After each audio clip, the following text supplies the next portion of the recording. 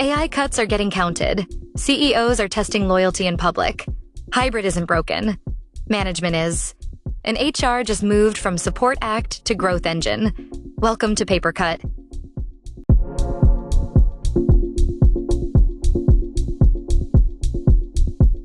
October delivered the loudest labor signal in years. Layoffs spiked to the highest October since 2003, and the reasons are getting specific. It is not just macro.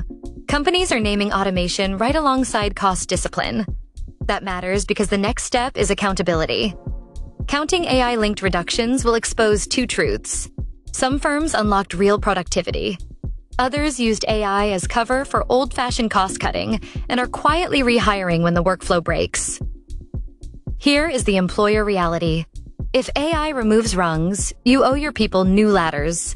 Publish your workforce math. What was eliminated, what was redeployed, and what was built. Do not hide it in a town hall slide. Put it in your investor narrative and your careers site. Create reskilling with an end state. A real role, a real bar, and a real manager who signs off. Where AI took the rote work, elevate the judgment work. Clarifier. Counting AI does not mean demonizing it. It means making the economics explicit. That protects trust and keeps your brand investable with candidates and customers. Leaders are stress testing loyalty in public. Agree or quit plays well on stage and poisons the hallway.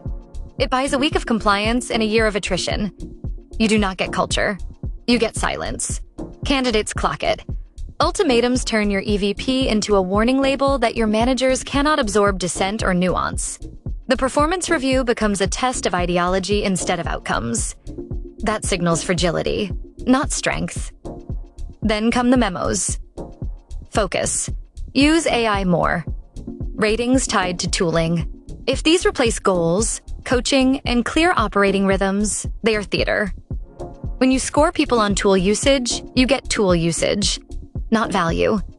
That is how trust dies and shadow attrition starts. People keep the badge and leave with their energy. Employer brand is not a poster. It is your operating system made legible. If you must drive AI fluency, define proficiency by business impact. Pair expectations with training time and enablement. If you need alignment, write a working contract. Outcomes, not edicts. Clarity, not loyalty tests. Clarifier. Strong cultures invite principled dissent because that is where better decisions live. The credential monopoly is cracking. When a high-profile tech firm brings in high school fellows and questions college as a training ground, the signal is clear. Skills shipped, beat classes taken. Gen Z hears it. They want hard skills, projects that matter, and feedback that is not a quarterly ritual. But skills first can become a lazy slogan if you do not build access. Socioeconomic background still shapes who can afford time to learn, who can take lower paid pathways, and who gets seen. The fix is design, not slogans. Write roles and skills. Build paid apprenticeships where new hires ship value in 90 days with a named mentor. Convert the ones who hit the bar.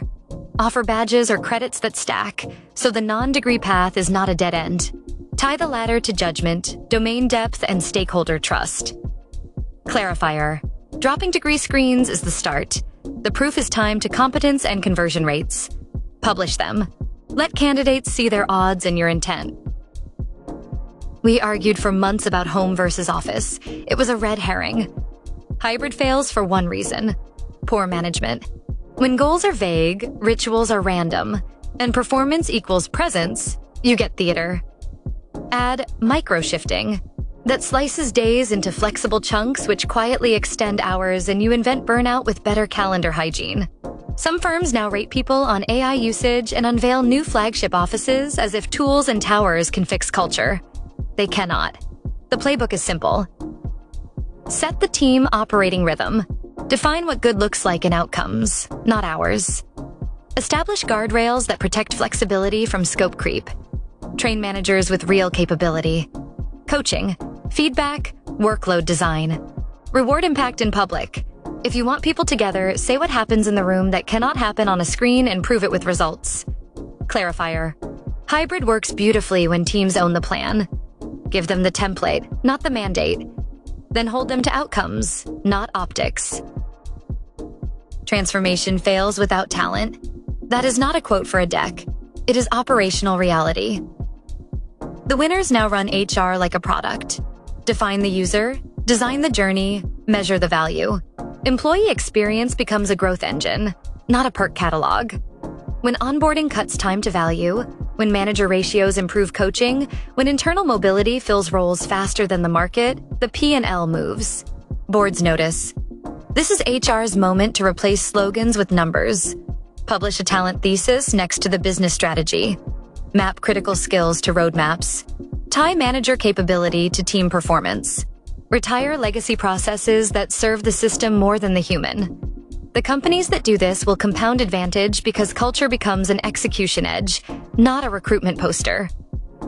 Clarifier. Employer brand is not a veneer.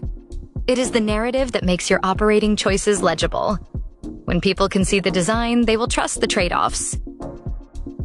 Count the cuts. Ditch ultimatums. Fund the skills. Train the middle. Let HR drive. Everything else is theater. The firms that act on this will hire faster, ship value sooner, and stop bleeding trust. Your move. Thanks for tuning in to Paper Cut.